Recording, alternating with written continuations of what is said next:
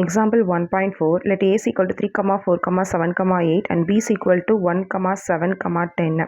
Which of the following sets are relations from A to B? So here we are going to see about the relations from A to B. மொத்தம் வந்து 3 கொடுத்துருக்காங்க. R1, R2, R3ன்ற 3 கொடுத்துருக்காங்க. First என்ன கண்டுபிடிக்கணும் அப்படின்னா A cross B வந்து எழுதணும். A cross B. So ஏயோட வேல்யூ என்னது அப்படின்னா 3, 4, 7, 8 cross B வந்து என்னென்னா 1, 7, 10. இப்போ இது ரெண்டே கார்ட்டீசியன் ப்ராடக்ட்டில் எழுதணும். அப்போ எப்படி எழுதுவோம் அப்படின்னா 3, 1, 3, 7, 3, 10.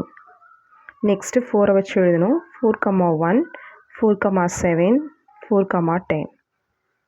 நெக்ஸ்ட்டு 7 வச்சு எழுதணும். 7, 1, 7, 7, 7, 10. ஸோ ஃபைனலி 8 வச்சு எழுதணும்.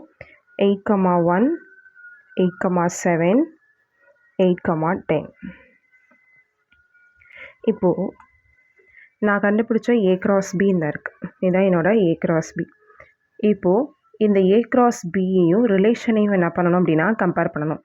R1ல் இருக்க எல்லாமே வந்து A cross Bயில் இருந்துச்சு அப்படின்னா அப்போ R1ன்றது என்னது அப்படின்னா ரிலேஷன் ஃப்ரம் A to Bயாக இருக்கும். அதாவது ஃபஸ்ட்டு 3, 7 எஸ் இருக்குது. அடுத்து 4, 7 இருக்குது. 7, 10 இருக்குது. 8, 1 இந்த இருக்குது. ஓகேவா?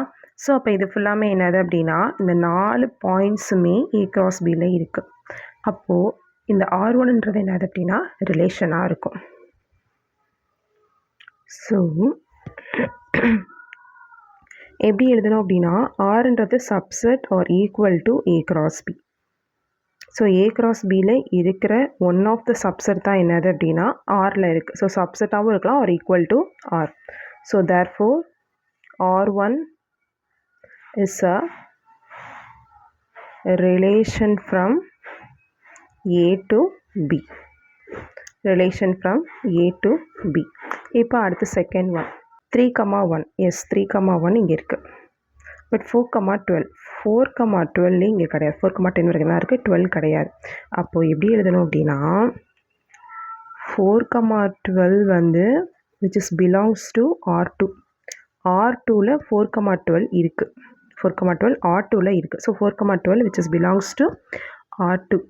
பட் இந்த 4, 12 which is not belongs to A cross B. So A cross Bயில் கிடையாது. அதனால தான் இப்படி belongs to போட்டு அதை cross பண்ணிட்டோம். Therefore R2 is not a relation from A to B. Third one R3 கொடுத்துருக்காங்க. ஸோ R3ல் 3, 7 எஸ் 3, 7 இந்த இருக்குது. இங்கே இருக்குது. அடுத்து 4, 10 இஸ் 4, 10 இருக்குது. அடுத்து 7, 7 இஸ் 7, 7 இருக்குது. 7, 8 7, 8 A cross Bயில் கிடையாது.